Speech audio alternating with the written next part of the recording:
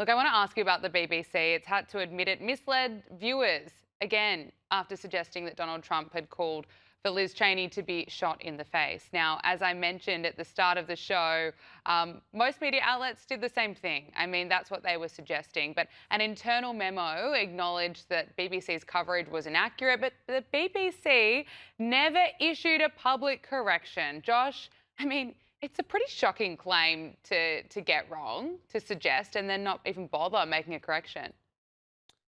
Yeah, how many scandals does the BBC need to have until British taxpayers just pull the plug once and for all?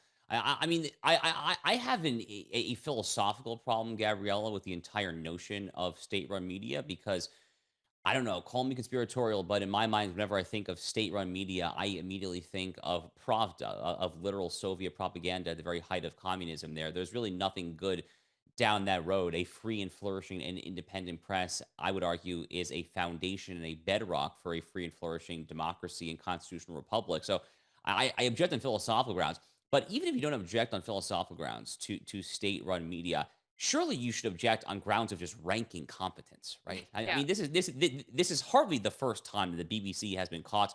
We had yet another scandal recently at the BBC, a monumental scandal, probably the largest scandal in the modern history of the BBC, literally just a few weeks ago, pertaining to this deeply deceptively edited tape about Donald Trump, what he said versus what he didn't say on January 6th, 2021.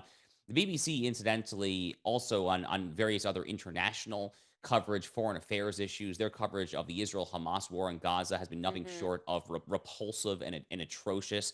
The Telegraph, the British newspaper, has recently been calling out just the sheer number of lies that they have told about that particular war over the past couple of years as well. So, again, I object to state-run media on philosophical grounds, but even if you don't share my sympathies, surely just being so utterly wrong and stupid and failing to even have the humility to make amends for it, to issue a retraction, to issue a correction, to basically just say mea culpa, our bad. Surely that's not too much to ask for, I guess, unless you're a hoity-toity, snotty British public media tycoon like the heads of the BBC. Shame on them. Yeah, well, even Australia's taxpayer-funded media issued a correction. You know, of course, that their coverage was wrong, but they at least acknowledged that they got it wrong. Jeff, as Josh mentioned, I mean, this comes after that huge editing scandal where they deliberately, deceptively edited Donald Trump to make it look like he was inciting violence. Right. Well, can you say biased? I mean, it's obviously the biggest problem is they're horribly biased against conservatives, against people that are not leftists. They hate Donald Trump, obviously, because he's pushing a "Make America Great Again" agenda, and they went out to try to get him, and they deceptively edited. I mean, something that the world saw.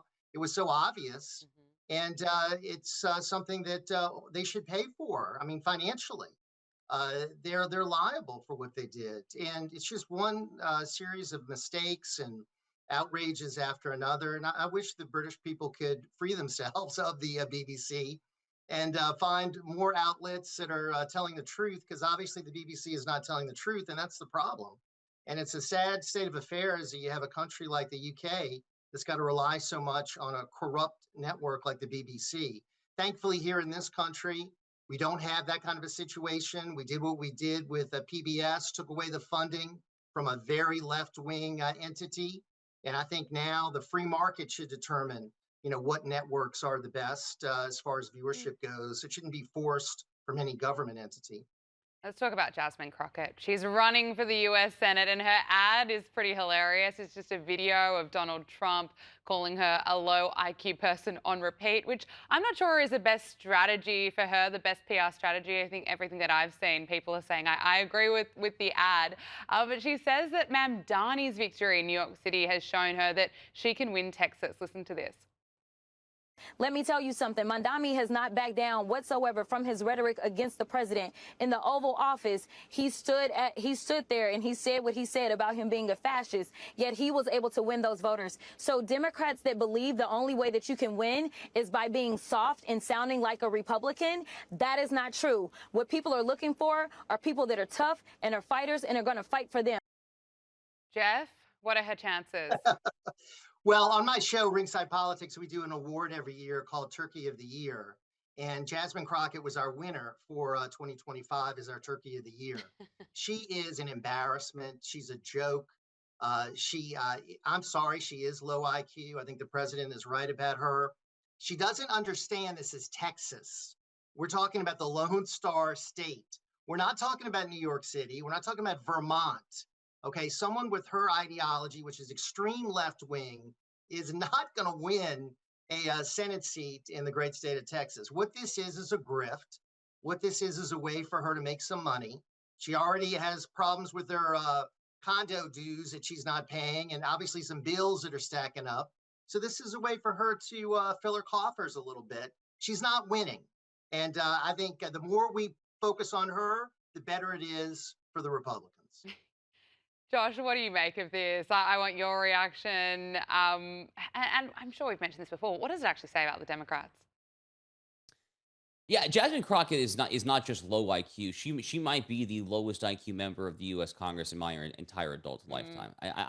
I barely even know where to begin when it comes to this woman who seemingly came out of nowhere. As recently as like 2 years ago, I'm not even sure that I had heard of Jasmine Crockett. At this point, Gabrielle, what I think she's trying to do. She's trying to kick out Ayanna Presley, Massachusetts, in the squad. So the squad is AOC, Ilhan Omar, Rashida Tlaib.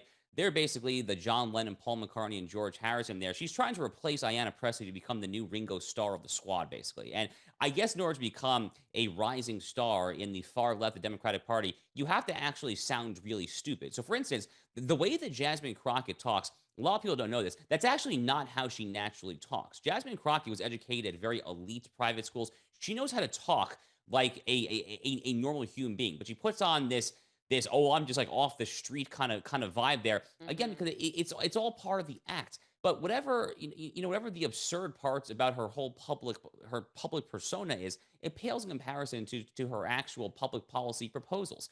Just to give you one example, earlier this week, there was a clip that was going viral, at least in my social media feeds, of Jasmine Crockett calling for a tax reprieve, just calling for a cessation of taxation on black people, which he says will be a way of doing reparations for black people due to slavery.